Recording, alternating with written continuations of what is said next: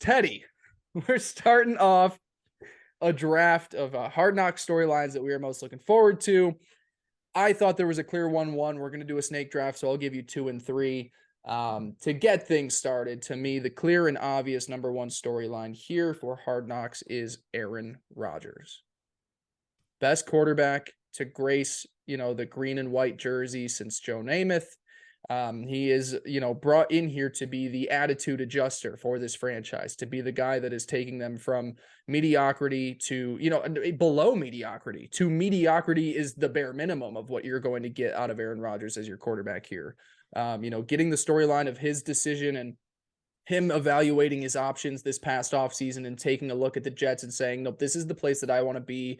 This is the opportunity like Brady had in Tampa, like Matt Stafford had in Los Angeles. This is where I am going to continue on my career, prove to, the doubters of the world that I still have stuff left in the tank, that I'm still one of the greatest quarterbacks in the game. And I'm going to take a team that is ready to win, but just needs a leader at the quarterback position and bring them to the playoffs and hopefully even further towards a potential Super Bowl championship. So when I looked at all the storylines, like there's a lot of great stuff here, but Aaron Rodgers is the story of this Jets team. The Jets would not be, if Aaron Rodgers was not on the Jets, would we be looking at Hard Knocks here in Washington and looking at Sam Howell over Zach Wilson? Like that, to me, Aaron Rodgers becoming a New York Jet is the reason that Hard Knocks is here in New Jersey. So he's my number one pick here for this draft.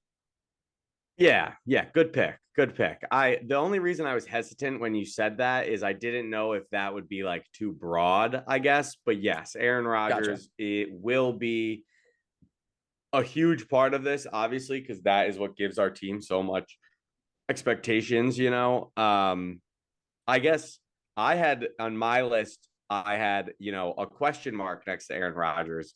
It's just interesting to see him and his demeanor, and say he doesn't want to be a part of it. Like, and it's not like he's just a young, early player in the league. He has a lot of control over what he does, I feel like. So is there any worry that there's going to be some lack of Aaron Rodgers? Like, obviously we're going to get the football stuff and we're going to get that.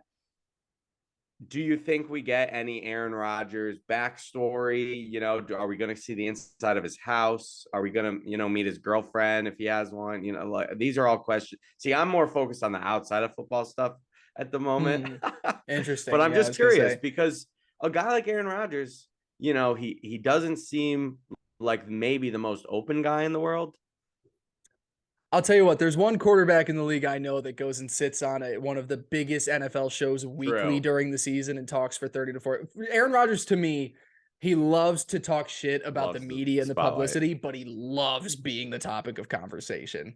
He didn't need to text Adam Schefter, lose my number. Yep. He didn't need to do all this stuff. He loves being the center of attention, and there's no better place to do that than being in New York as the, talking point of Hard Knocks. I don't know if we'll get everything. I'm sure he's going to want to just make it mostly football focused. He's never been someone to really get into his personal life. And there's a lot of his personal life that we know. He doesn't have, great familial relationships. His family isn't too close with him. He's got, there's a lot of stories with him in his personal life that we will never really hear the true, his side to. So I don't know if we'll get that, but we'll get, why he chose to come to the Jets, what made this the right decision for him to continue his career, why he chose to give up, almost 20 years there in Green Bay. So I think he will be the center of all of the football conversations. I would love to get into his personal life. I don't think it'll be that way, but regardless, like I just, one thing that I heard hours ago before we taped this, Diana Rossini was a guest on the Ryan Russillo podcast and was talking about Aaron Rodgers coming to the Jets and just like what that was going to bring, because she believes that they're going to win the AFC East. And she really highlighted the fact that, Joe Douglas and Robert Saleh had been trying to cultivate a new culture for an organization that was desperate of a change for over the last 2 decades.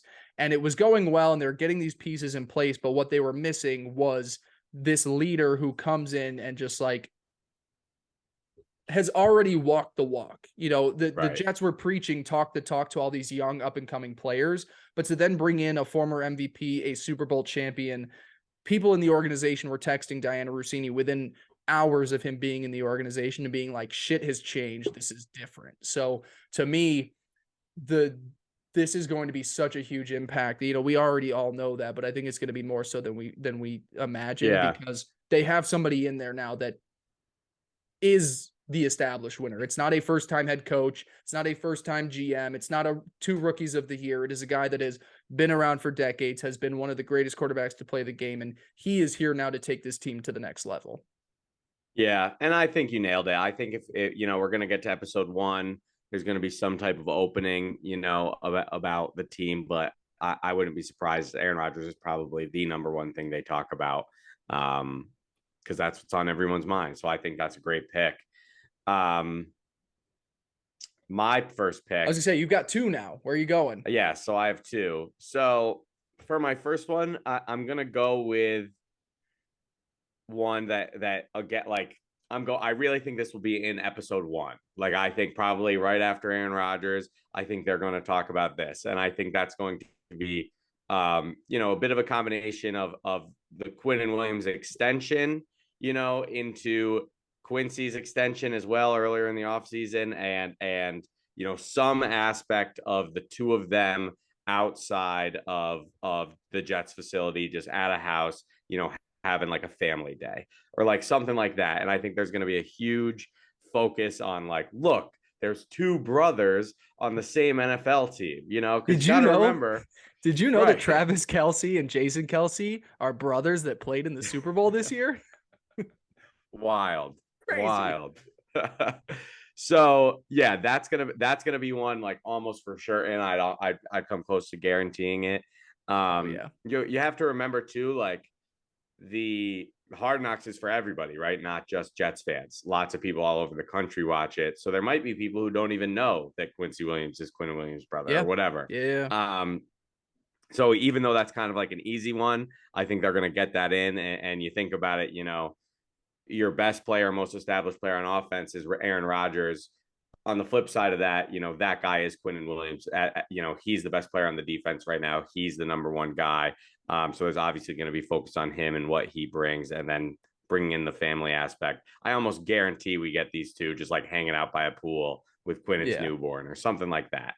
So that's where I'm going. Yeah, I like it. I think the it would have been really interesting if the deal hadn't gotten done to see how they would have tried to cover it because like we've said, you're not getting the full access on that stuff. Would a Douglas and Saleh been as willing to discuss Quinnen if he was walking into training camp without a deal? What if he didn't report? What if he was Right. sitting out, but he was, sitting in essentially where the players will show up, but they're not participating? We avoid that drama of it where now we can just focus on the positives, but totally agree. It was the big lingering offseason story, and it's something that can now be celebrated alongside his brother Quincy as well. Yeah.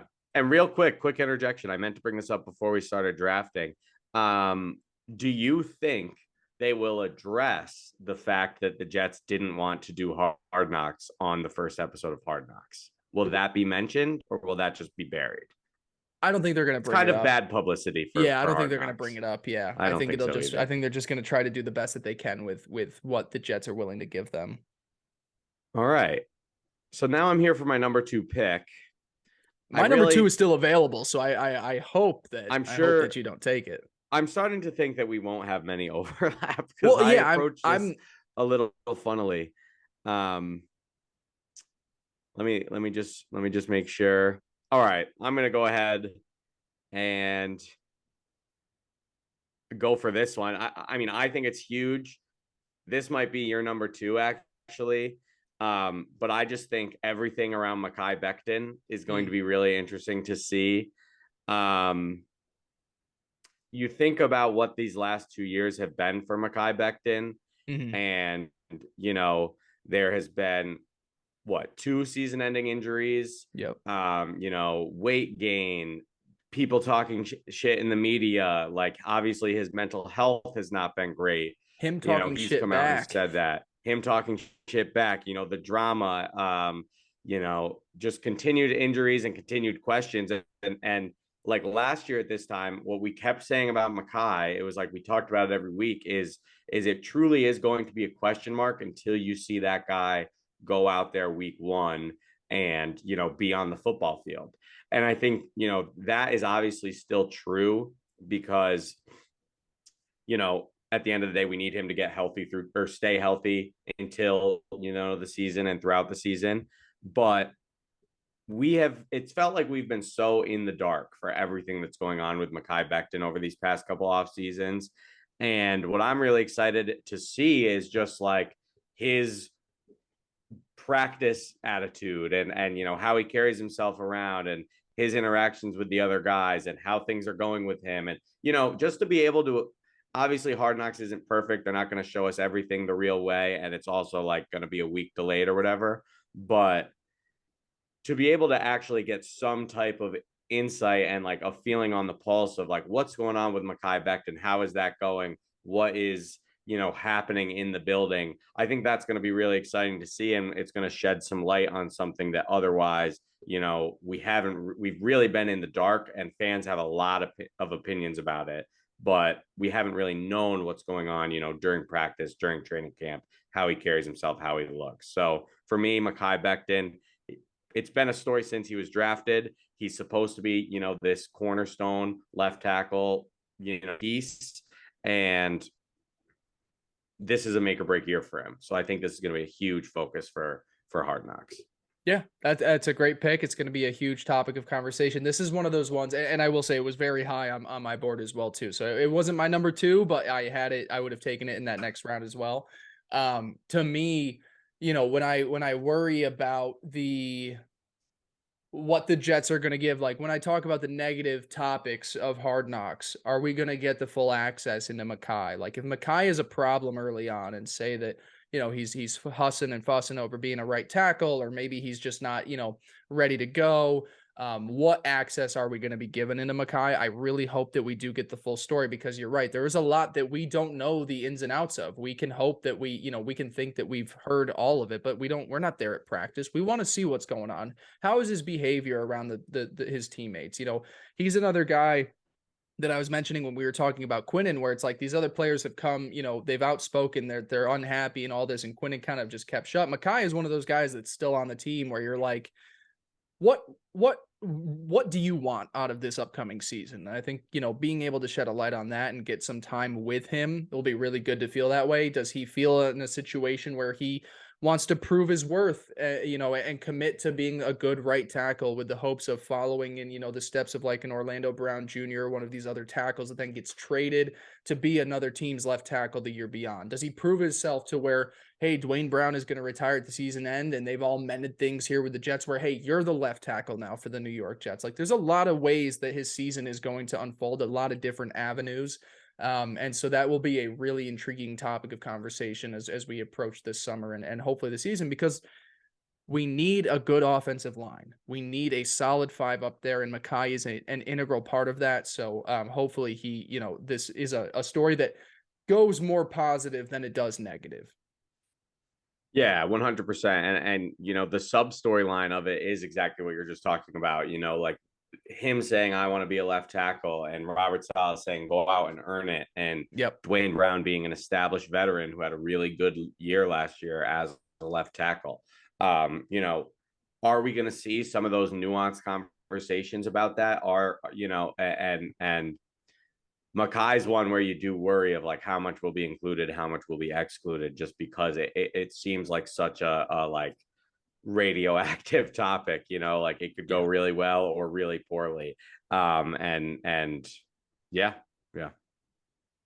Yep, I agree. It was when I wrote down my topics, the topic name was Mekhi Becton roller coaster, because that's just all it's been so far. There's been some good that we've seen more recently. There's been a lot worse. You think that he's on the right track now as well too, but only one way to find out, and HBO hopefully will shed a light on that for us all. All right, so I've got 2 now. I've got 2 picks. Yeah. And then you only have 1 left once you're done. So shit. I gotta be really careful with this, because I do want to have a good variety in here. You know what? This to me was my number 2, so I'm just gonna stick with this one. Yeah. To me, one of the storylines I'm most excited to shed a light on, and I'm taking a combination of guys. It's the rookies of the year. We have a situation here in New York where a guy in Garrett Wilson, a guy in Sauce Gardner were undoubtedly the best of their class this past season. People could argue, you if you wanted to throw Brees in there with the rookies, I'm not going to. I think he fits into a different type of storyline.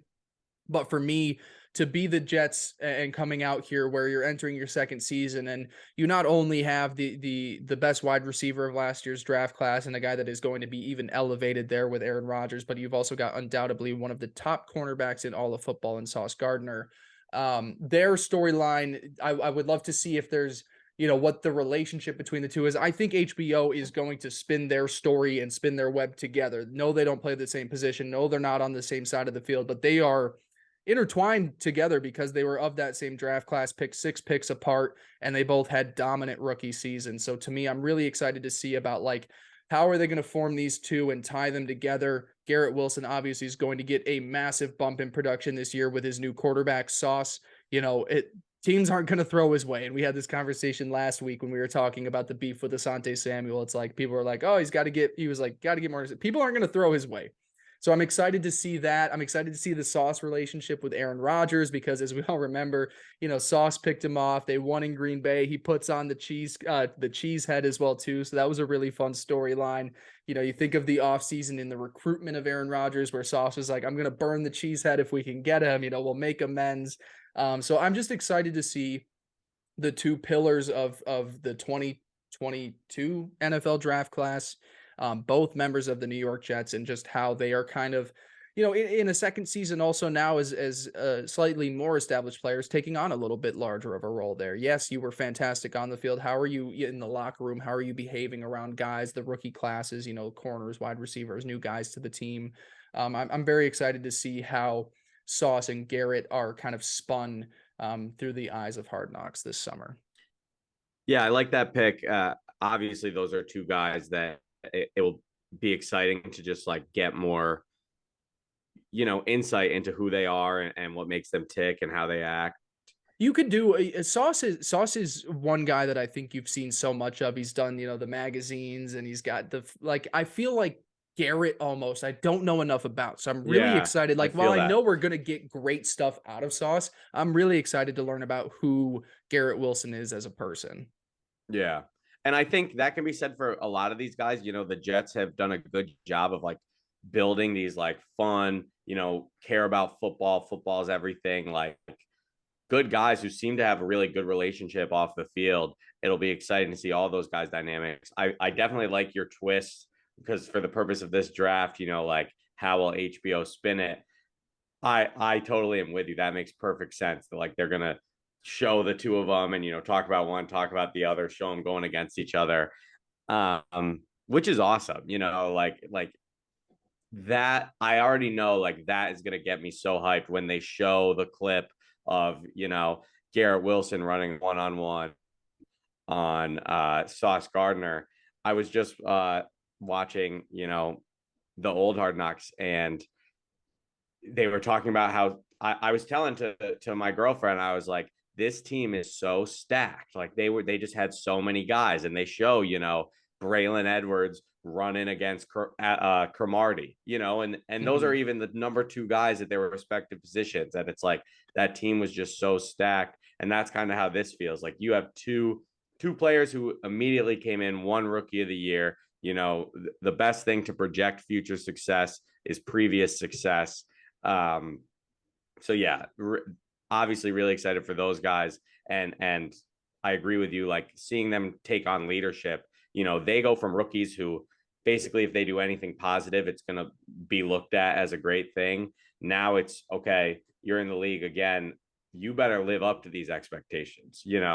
Quote Rex Ryan, the best place to be is where expectations are high. So yeah, that'll be excited to learn more about those guys and just see how they're continuing to attack. Because hopefully, I mean, these are, 2 of our best players, franchise cornerstones for the next long while. Yeah, 10 years. Put 10 years on there, Theodore. 10 seasons. I'm in. All right. With my wraparound pick,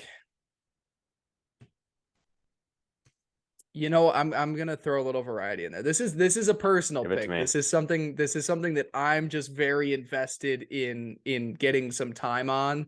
I want the Nathaniel Hackett redemption story. Like I want like a good 20-minute chunk on that. And I say personal because I have been one of the earliest supporters of Nathaniel Hackett back to his offensive coordinator days with the Jacksonville Jaguars. I thought what he was able to do with that team, you get them to an AFC title game with one of the worst quarterbacks in football. I just was very impressed with him early on. He continues it in with Green Bay.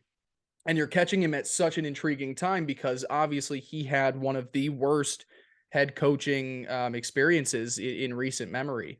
You know, he kills it with Aaron Rodgers, back to back MVPs, and or was it back to back? Yeah, he went back to back, Who are we right? talking about? Or Aaron Rodgers? It Oh, was back to yeah, back yeah, back MVPs. to back, back to back. Yeah, Yes, so he yes, goes yes. back to 19 back. and 20. He does a great job with that, and then he gets hired as the head coach of the Denver Broncos. They bring in Russell Wilson, and it couldn't have gone worse. You know, Yep. it just was bad on all accounts. And so now you've got him back here, back to the position really that he made his name at, offensive coordinator. He thrived in Jacksonville. He thrived in Green Bay. He's now here in New York. I am just all in on a heartwarming redemption story for a coach that I think, you know, listening to him in interviews, I've listened to him talk with Pardon My Take before last season, just like a good dude.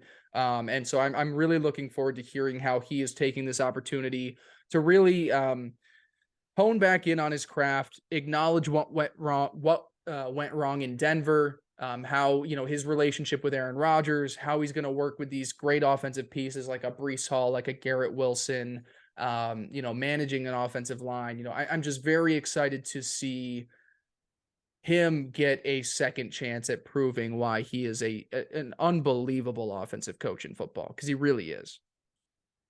Yeah, yeah. I think he's probably been overshadowed by Aaron Rodgers a little bit in all Yeah. this, especially when a guy who comes in with the prominence and history that Aaron Rodgers has, you just kind of see that guy as an extension of the coordinator. But I'm totally with you. I think you might even be a little too close to the situation because you love Hackett and you want to see it. You think it's personal, but like I think that's a huge one that probably tons of people are excited to Yeah. see. You know, because obviously there's a great story there of everything that went wrong last year, his previous success with Rodgers and the Packers. Um, so yeah, that will definitely be awesome, and hopefully it you know, it will be definitely funny because Nathaniel Hackett was kind of like the easy butt of the joke, or is it butt or butt of the joke? I don't know. Uh, Um, I don't want I to don't sound know. stupid, so I'll just come out and let It everyone know I sounds the don't same know. when you say it. You're not typing it Yeah, out, so it sounds the true, same. true. So it will be funny that like he's gonna be the first thing that everyone sees after being removed from the 2022 season, you know, and like there will definitely be some jokes going around on Twitter and things like that. But I'm There totally will with be you. jokes in Hard Knocks about it. Like he is a very like Yeah, humorous guy too. Like I'm sure he's gonna crack a joke about how poorly it went. yeah, I'm sure. I'm sure. And for me, my Hackett spin, which I'll just kind of throw in here, was like the Packer reunion. Like I think Yeah, they'll be like, and you know, camp comes with good some point. familiar faces, Yeah, and we good got to point. clip this if this happens. Oh, that's great. But That's totally gonna be it. like it'll probably be first scene Aaron Rodgers, and then they'll go right into Hackett and the offense, and then they can go wherever they want from there. But you think about, you know, you have Hackett, Rodgers, Cobb, you have Doyle. Billy Um, Turner, yeah, there's a ton of Adrian guys. Amos. It's going to be really easy for them to kind of like at least bring that up in some way. Yeah. And you know, talk Hmm. about the Hackett Rodgers relationship, the Rodgers Cobb relationship, having Doyle in that QB room, they're going to make seem as like this huge thing. Um, you know, so yeah, I totally think that's a good pick, and it's definitely an important thing that will almost certainly be talked about as the offensive coordinator. Um, but yeah, Hackett, our boy Hackett he definitely needs that redemption arc. Like last year was not a good year for him just for It was his bad. brand, you It know. was bad. And hopefully most of that falls on Russell Wilson and the situation and having to be a head coach and not being able to focus on one thing. You know, thankfully Urban Meyer existed, or else like we'd look Right? at Nathaniel Hackett as like the worst of The like the biggest 21st failure. century. Like it ended so quickly and it was so bad from day one. And I've always said, and I'm not the biggest Russell Wilson guy out there, like we're gonna find out. We're gonna find Yeah. out who was more wrong. Maybe it was both were just a good pair. Maybe Sean Payton makes Wilson electric, and maybe Nathaniel Hackett is great here with the Jets. But like, we're gonna figure it out one way or the other. So yeah, really Definitely. excited to see Nathaniel Hackett get some airtime on HBO. Love it. This is a fun game. I wish we could do this every week. I honestly, I was thinking, my thought that just popped in my head when we get to the honorable mentions. I was like, this is gonna be the longest fucking podcast we've ever recorded. So Right. Yeah, true. All right. So I got two picks here to end it, right? So I just go back to back. so you go back to back, and then I've got one more. And then you got one left. All right. Yep. So I got two here. So all right. So end of the draft here. My first one I'm gonna go with is I'm very excited to see all the old players that were former Jets, especially from my time, those AFC Championship years. I'm going to be really excited to see them all make their appearances at training camp. And guys, I'm thinking of specifically, Mark Sanchez, Damian Woody, Brandon Marshall, Nick Mangold. I'm sure there's some other guys I'm forgetting. So you are this was going to be what I was going to steal in the last round, and I'm going to tie this in because it deals with the same thing. I mean, I'm handing you this, so just take it as a gift. I mean, we're going to get the Hall of Fame. We got the Hall of Fame game. We're getting Darrelle Revis and Joe Klecko. Like, we're getting that content as well too. Certainly. So yes, this is all into the same kind of realm here. That's where I was going to go with my final pick. So I'm happy. I love that. Damn, I'm sorry to steal that from you a little. It's kind of. You could have gotten away with it there. To me, it's in the same kind of realm. Seeing the old players will be awesome. The guys I listed, especially, are just like media personalities, so they're going to be around, at least for like one day. But guys like Mangold and Woody, they kind of like cover the Jets. So yeah, that will just be fun. I'm sure there'll be a lot of fun conversations of former players talking to the current guys, of them kind of playing around, talking about things that they used to see and dissecting the game together. It's just going to be really fun and really nostalgic. And to bring in what you're saying, like the fact that we're going to get Revis being inducted into the Hall of Fame, like that feels so perfect, because he deserves as big of a stage as he can get for that. And for him to be able to do it on this show that however many people are going to watch is huge.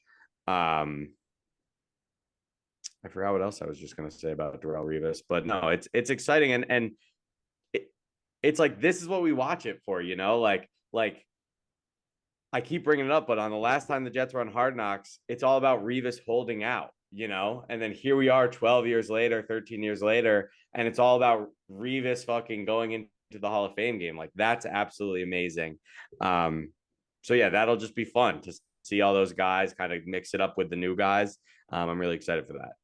Yeah, I totally agree. I didn't even think to the extent of like Sanchez and Mangold, who are definitely now more like public figures of it. But we saw in training camp last year them being around the team, and it just to the point that they're at now. I believe they got it. Mark didn't, but there was the Ring of Honor that they got Mangold, and was it DeBrickashaw that also got in there as well too last year? Yeah, I think it was Mangold, Brick, and who am I forgetting? Was it Woody? I don't know. Could have been. I don't know. But to mix in there as well too, like I said, the Hall of Fame game, it is perfect timing to go and recognize two Jets legends. It probably would be that I guess maybe that second episode, because the Hall of Fame game is going to be after the first episode airs. So it might be that second episode where we'll get a lot of good content. Yeah, there Green and White on will be Revis. the first episode. It's always the team scrimmage. But getting to recognize it, and it's on one hand it's funny because it's not like the Jets, it's not like this crew that we're talking about is like Super Bowl champions and guys that won titles with the Jets. But it is kind of the most important guys of the 21st century. And to be able to highlight Revis and Klecko as well too there, you're going to get some really good time talking about just some all-time great Jets there, and recognize that maybe it hasn't brought them the most success on the field, but there were some great players to be a member of the organization over the last 2 decades. So I after you mentioned Mangold and Sanchez, I was like, we've got the Hall of Fame game as well in there too. So I think that all ties in as to like former Jets greats that are going to be parts of Hard Knocks and members of what, they're going to all get some airtime on here. I wonder if Namath will still come out. He's obviously a little older these days, but he always likes to come down to training camp. So yeah, that should be fun. I think you're gonna love my last one.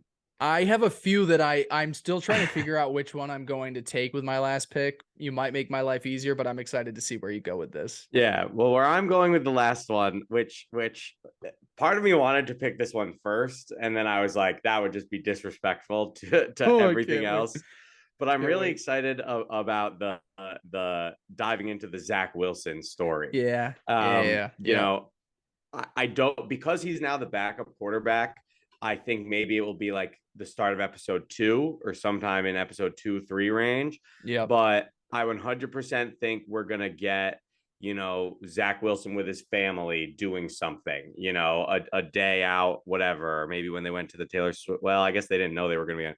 That's another interesting thing is usually Hard Knocks has some clips from things that happened previously, but this got announced so late, it feels like they wouldn't have had time to do any of that. Right. But I think there will be some type of like, oh, here's Zach Wilson with his big family, doing something. And then I also just think, we've talked about it. Like, I was ready to bury Zach Wilson and say we should cut him, get rid of him, do whatever. And the one potential thing that could have happened that would give me a 5% chance that this guy could make it work is Aaron Rodgers coming to be the quarterback in front of him. So I think that's going to be obviously a really interesting dynamic to jump into. Um, they've been friends, that's been in the media. They've talked highly of each other. Um, it will be funny, like a 40-year-old Aaron Rodgers and like a 23-year-old Zach Wilson is kind of like an odd couple there, but I think that's like an easy one that they're almost certainly going to get into. And I guess like my prediction, my projection, I that I really want to stick is like there's almost definitely going to be some. Oh, here's Zach Wilson with his big family. Like I really think that's going to happen. So, the Jets have already come out and said they're going to be against kind of like the negative stories and like the cutting the players and all the stuff like that. But one thing that Hard Knocks is good for is guys that need just a little positive stuff in the Facts. press. Nathaniel Hackett was a guy that I took that was the same way. Zach Wilson, like things couldn't have gone worse for the former number 2 overall pick. And this will be a good opportunity to just shed some light on the person that Zach Wilson is. He got a really bad rep for, his quotes post in that Patriots game last year. And it was just like, this guy doesn't have, what it takes to be the leader of a team and kind of the franchise quarterback. So this will be a really good opportunity for him to paint himself in a brighter light, to show a lot of acceptance over what happened in the early stages of his career, how he is going to take this new opportunity as a backup behind one of the all-time greats to learn and try and resurrect his career beyond these Aaron Rodgers seasons. It was one of the ones that I was going to include here. I've heard a Yeah, lot of people nice. I've heard a lot of people talk down about the Zach Wilson story. I read a piece where it was like, they were talking about like how they didn't want to even see, the Zach Wilson conversation. There is a way in which that you're gonna leave the Zach Wilson conversation thinking higher of him. You're gonna think better of Zach Wilson when the fluff piece on him is done, because one, not much lower that you can go on where your thoughts are with Zach Wilson currently. But Definitely. two, I think they are going to do a really nice job trying to focus in on the person that he is, the man that he is, and how he's taking this opportunity head on, and he's going to embrace this backup role and still be, a contributor to the organization as a good member of the Jets, not necessarily with his production on the field. Hopefully that is something that comes later on, but as of right now, he is just going to be there for the team and helping out in the best way that he can, and learning from this opportunity. Because here's the thing, beyond Aaron Rodgers, being a guy in here that's going to teach him a lot as well too. This is an offensive coordinator that isn't taking this job for the first time. We've seen him do wonders with a guy in Blake Bortles. We've seen him do wonders in a guy with Aaron Rodgers and how he resurrected Rodgers after a few down seasons. Like, there is work that I think Nathaniel Hackett can also provide to Zach Wilson here, where it's like, yes, we wanted the first few seasons of Zach Wilson's career to go better, but all things considered, this isn't a bad spot to be in as a way to kind of, hopefully, if there is something in there, because Yeah. talent is in there, but if there is an opportunity for him to turn things around in the slightest, this isn't a bad spot to be in. Yeah. And I really do think like it's hard when things kind of fall apart on you like in Zach Wilson, he didn't have the confidence, he didn't have the technique, he didn't have the footwork. Like all these things kind of happen. It's really hard to kind of like focus on those things on the fly while you're also trying to like perform while you're Yeah. playing, Yep. and have the pressure of the team and the results all on you. So I do think there's definitely an opportunity for Zach. The pressure's kind of lifted off him to be the number two guy. Um, he's really just got to focus on what he needs to get done, and hopefully he can at least be some type of player. There there may be times that say Aaron Rodgers gets injured or say something happens, like Zach Wilson being a quarterback for this team is still like a very plausible thing that could happen. So it's important to just kind of monitor that, obviously, because it's either going to be kind of what we all projected, where, all right, this guy's gone, he really can't get it done, or we're going to see a remarkable turnaround that none of us ever really expected. Look, man, you're dead on. I'm laughing because it's just like such a scary situation to find yourself in. But like, imagine we get to this point where even for a drive, there are times where like, last season where, Rodgers came up limp and then it's Jordan Love in there for, a drive or Right. two. And it's like, there's going to be situations where Zach Wilson is probably out on the football field. So very interesting to monitor. Obviously, one of the bigger, topics of conversation here. So it was one of the three that I was trying to pick between for my final pick. So I'm glad I just have to narrow this down to two now. But All it's right. definitely a worthwhile conversation. Teddy, I'm doing it. I'm doing it with my Let me final know. pick. We can't not talk about Denzel Mims here. We gotta Oh put in my some Denzel gosh. Mims talk. Here's where I sit now. To me, this is those storylines where the fringe guy on the team, Denzel Mims is sitting at a position now where, typically you're going to carry five guys at the receiver position at the end of the season. And if you take a look at those five right now, it is going to be Garrett Wilson, Alan Lazard, Corey Davis, Mecole Hardman, and Randall Cobb. Like, to me, those five guys are roster locks. You could talk me into Randall Cobb just doesn't have it and they cut him. But to me, you brought him in with Aaron Rodgers to keep him here throughout the season, even if he's just sitting the bench, like he's going to be here. Do the Jets carry a sixth wide receiver and keep Denzel Mims around? Do they try and trade Denzel Mims for the second season in a row? Can you even trade Denzel Mims, as they probably tried to last year? He is one of those guys that has, there have been guys that have stated their displeasure with the team. Jamal Adams, when he first got here, they shipped him off as soon as they could. Elijah Moore, expressed his displeasure with the team. They shipped him off as soon as they could. The Jets have held on to Denzel Mims throughout this entire tenure. He is one of those guys like, Quinn and we talked about how he's the first guy to get the second contract. Denzel is like the guy that has stood through here and he hasn't gotten on the field. And he's one of those guys that I just want 10 minutes on just being like, how's your experience been with the Jets? Because Yeah. I want to know your perspective of it, because right now we see him as a guy at the bottom of the wide receiver room. And this is the point into the season now where you look and you're saying positionally, how many guys are going to keep on the active roster? I don't think he's a guy that sits on the practice squad. So like, I just want to know his experience and his tenure with the Jets. I want to hear him make his case for how he can be, a helpful asset to this team in 2023. And I want to see how it ends, because are they going to keep six wide receivers? Do they? Maybe they do. I don't know. Are they going to, does somebody get banged up? Do they trade away somebody? Does Randall Cobb not have it in the tank anymore? Like, this is just such an intriguing storyline. And he's been such a fun topic of conversation before even this podcast started, just No, yeah. conversations of Denzel Mims between the two of us. I want 10 minutes on Denzel Yeah. Mims. And I think this is like a pick for the Jets fans, because this Yes. is one where like the national media isn't going to care about Denzel Mims, but anyone who's been a fan over the last 4 years, you know, it's like when we drafted Denzel Mims, we were hoping he could be Garrett Wilson, like when you take him in the second round and do what you do, like you're hoping, is Denzel Mims going to be the guy? Is he going to be able to be the number one wide receiver?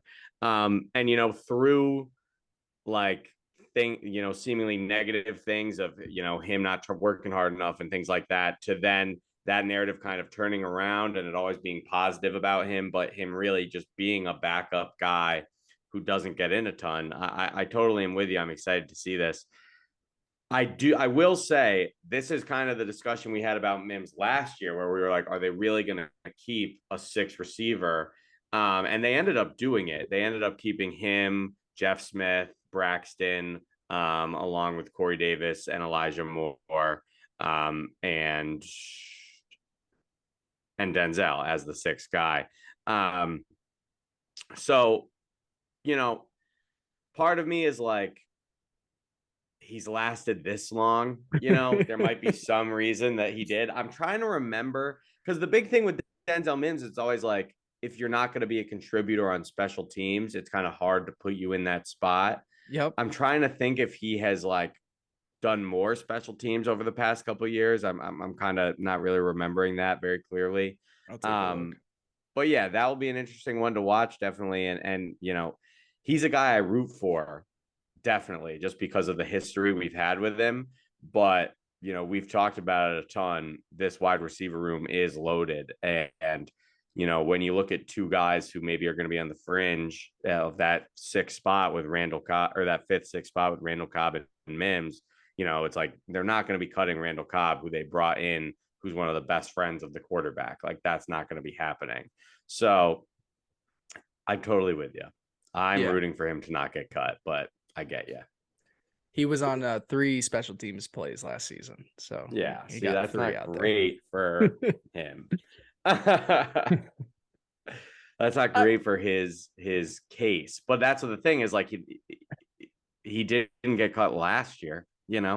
Right. I also think last year, without knowing, I guess early on with Garrett Wilson, I guess you could say that the Jets knew because they were in the organization, but you were looking at this depth chart saying, like, we probably need to keep a few guys around. And then, Braxton has the down year, Elijah takes a step back. Like, it was necessary to have more bodies here, where you're sitting there and it's like, Denzel Mims is firmly your 6. Maybe he's more talented than Randall Cobb, but Randall Cobb isn't going anywhere. He's here because Aaron Right. Rodgers is here. So now you're sitting and you're like, okay, if we're looking at positions and where we need other guys at, they still need, they probably could use some more depth at linebacker. We You need to want to carry have more 100 offensive defensive linemen. tackles. Exactly. Like, you need to, like, we're going to get a Denzel Mims story. Yeah. I need it. I Yeah. need it. And that'll I'm finish off our excited for draft that as here. well.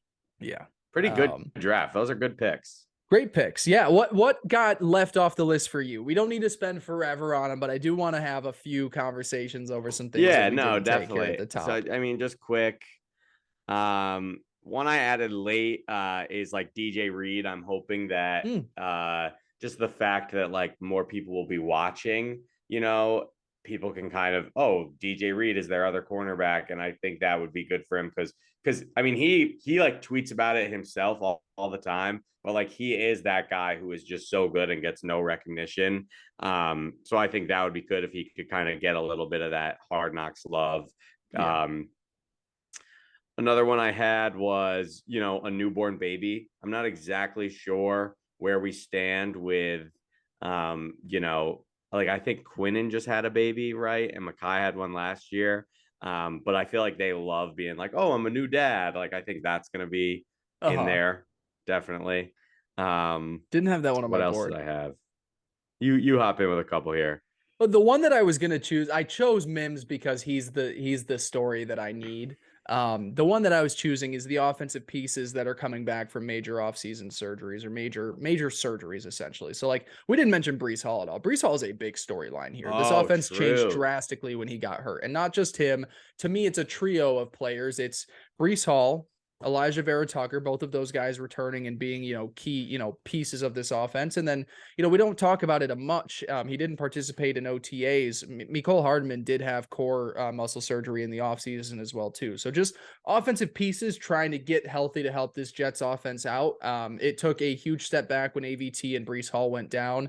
Mecole obviously is sliding in here in a little bit different kind of a story, but Breece Hall and him and their rebound and their availability during the early parts of Yeah. training camp will be something very important to monitor. I actually think that's a huge one and kind of a misstep I, for I us. almost took it. I I know, wanted to talk but you Mims. wanted to It roast was the into Denzel two. Mims. Picking Mims over that is absolutely hilarious. Um, what's awesome about that though is like, I mean, Brees is everything he's saying is hyping it up that he seems like he's going to be ready. Which you never want to believe that, but Yeah.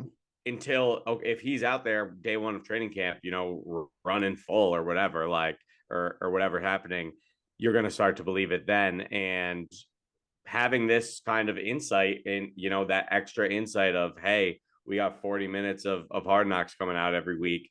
Maybe we'll learn a little bit about where Breece Hall stands, what his likelihood is, how his has progress is coming. It matters to a lot of us, both as Jets fans and as fantasy managers. So yeah, that's a huge one. I can't believe I didn't even think of that, but hopefully those storylines are, hey, these guys heal fast as Yes. hell. Oh yeah, exactly. They're ready to go. Yeah. Um, Yeah. let's see a couple other ones. These are more just like football, like worried about the Jets. Like, who's playing free safety? Are we gonna put Whitehead back out there again? That didn't go well last year. Adrian Amos had a bad year as well too. Are we gonna trust Tony Adams, who only has like 100 snaps playing defense in his NFL Yeah. career? Like, It's gonna be who's Whitehead, don't you who's think? playing who's playing for it was bad. It was bad. It He'll be wasn't back. good. He'll be back. Confidence out of backup tackles. I would love to see just like let's get feeling good about Max Mitchell, Billy Turner, Right. Carter Warren, Yeah. I'm with one of those that. three guys. And then the last one, this was just like another personal favorite. Like I just need 2 sentences on a microphone from Michael Clemens because like he is a man of Yes. few words, and I just want to hear what those few words are. Yeah. No, that will be exciting for sure. Um, Michael Clemens is an absolute goat. I love that guy. I can't wait to hear Um, him. my only other one I had, so this one, when Blake and I first had this idea, this was something you actually brought up, Blake. But Oh yeah, it's go. like the Ruckert family, Jeremy I Ruckert's family, yep. born and raised Jets Oh, it's fans gonna and be all that good great. stuff. The dad who everyone loves. And then along with that, I think the tight end battle is going to be a really interesting Yeah, thing because yeah, we're talking yeah. about you can't have a ton of guys at every position. Can't have The 4 of them. Jets have Uzama, they have Tyler Conklin, they have Rucker, Jeremy Rucker, and then we Yaboa. drafted Kuntz in the 7th round along with Yaboa. So that's 5 guys, Yeah. all who like Kuntz is a draft pick. Yaboa is a guy who we signed as a undrafted free agent and who actually did stick and was able to kind of have a little bit of flashes last year. And then of course you have the 2 guys we signed along with the rookie pick last year. So seeing where that group falls and who's kind of the odd man out, it kind of seems like, okay, Yaboa would be the first to go maybe, but then do you keep 4? Are you cutting one of those guys? Like what exactly is going to happen there? I'm really intrigued to see. And I think, similar to the fullback controversy going on in Hard Knocks, the first time the Jets run it, I think this Hmm. could be one where we kind of have to monitor it the whole time because it's not like these are going to be guys who are going to be cut the first round of cuts. To me, these are guys that they really believe in, and it's going to be a hard decision of, okay, who are the 3, maybe 4 that we end up wanting to keep. This will definitely be they have that classic position group that they mentioned maybe briefly in episode 1, and they keep checking on it in 2, and then you have that final, cut down at in the final episode of Hard Knocks. Definitely a position group that it isn't the most enticing. It's not like they've got, a glamorous set of tight ends there, but it is a very competitive room. And you're right that it is a guaranteed lock that we are getting 10 to 15 minutes of the Ruckert family, born and raised in the area, huge Jets fans. Like that is, to me, that conversation outside of the big ones that we know we're getting Aaron Rodgers, we know we're getting Quinnen, we know we're getting the rookies, like the fringe storylines that we're going to get. I almost think I am guaranteeing Denzel Mims. I'm guaranteeing Jeremy Ruckert. Like we are getting those insights, which are going to be super just fun parts of the show. Not really the X's and O's, but we're going to get the really interesting storylines of both of those individuals and their families and the kind of the ties to the New York Jets, essentially. Yeah, hell yeah.